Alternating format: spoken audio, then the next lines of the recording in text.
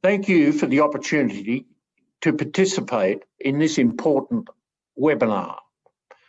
I'm not able to address all the themes in our meeting today, but I'd like to talk about the work of the Sydney Catholic Archdiocesan Anti-Slavery Taskforce for those who might be interested in emulating our anti-slavery work. The Anti-Slavery Taskforce was established by His Grace the Most Reverend Anthony Fisher, Archbishop of Sydney, in 2017. The purpose of the task force was to eradicate modern slavery and human trafficking from the operations and supply chains of the Archdiocese. Our work has since expanded to encompass the Church with the establishment of the Australian Catholic Anti-Slavery Network, ACAN. My remarks today will focus on the implementation of the ACAN Modern Slavery Risk Management Program across 40 large Catholic entities, nearly 75% of Catholic activities in Australia, from education, health and aged care, finance and investment, social services and diocese, and the corresponding Catholic Church modern slavery statements about these activities and risk in compliance with the Australian Modern Slavery Act. The world situation of modern slavery is sombre and challenging. Before COVID-19, Australia was a destination country for human trafficking for the purpose of labour exploitation, often involving excessive recruitment fees that left workers with little or no pay. Now that so many temporary migrant workers are stranded in Australia because of COVID and desperate for work, the deception and labour exploitation is exposed and continues.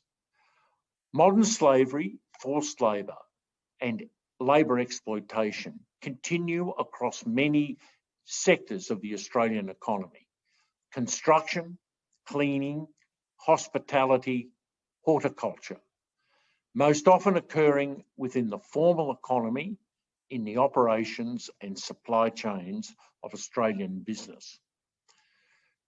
The Global Slavery Index estimates there are 16 million people in our Asia-Pacific region who are trapped by a business model that unwittingly relies on labour exploitation. Of that 16 million, 50% are in debt bondage.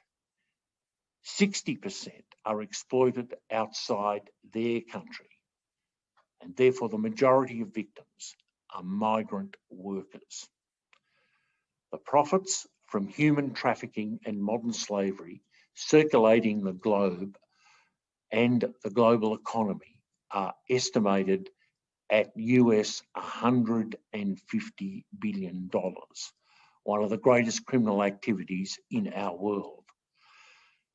Hence, the Holy Father, Pope Francis, refers to the $150 billion as blood money.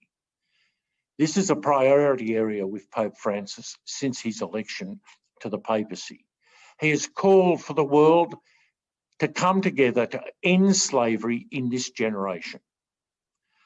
If the focus continues on prosecutions, it will be impossible to reach the target of UN Sustainable Development Goal 8.7 for the eradication of forced labour, modern slavery and human trafficking by 2030. In 2016, following the global leadership of Pope Francis, Australian faith organisations and churches partnered with Australian business leaders to advocate for modern slavery legislation in Australia. Strong advocacy for transparency and accountability in supply chains in Australia commenced. In 2018, Australia's Modern Slavery Act came into force after significant lobbying of government on behalf of the churches, business and civil society. The Act was developed through extensive consultations with Australian business community and civil society, including the Catholic Church. Some key points of the Australian Commonwealth legislation are: it applies to at least 3,000 entities, including foreign entities operating in Australia. It applies to an entity with an annual consolidated revenue of at least Australian 100 million. It applies, and this is a world first, to Commonwealth government procurement. That is, the Commonwealth's purchase of goods and services. As well, it applies to not-for-profit, that is, churches and universities, organisations. Also required, an annual reporting in the form of a modern slavery statement on all modern slavery practices criminalised under the Commonwealth Act. In their statements, entities have to provide information about their structure, operations and supply chains, potential modern slavery risks and actions taken to assess and address these risks, and the remediation processes when it becomes apparent that there has been slavery or forced labour in their operations. All statements are published on a government-run public central register to ensure that they are easily accessible. Today, it is possible to search the public register and download over 500 modern slavery statements covering 1,050 entities. The Archdiocese of Sydney's Anti-Slavery Taskforce is coordinating an internship program with the Australian Catholic University Thomas More Law School students, undertaking an analysis of the modern slavery statements and presenting their findings. The exciting news to report is that the register of statements is working. There have been over 100,000 searches made already.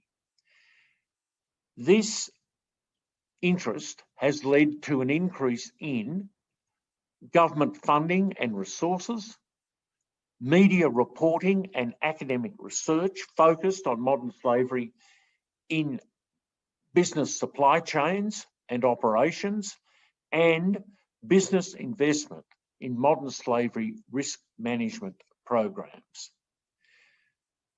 The Australian Modern Slavery Act also applies to church organisations.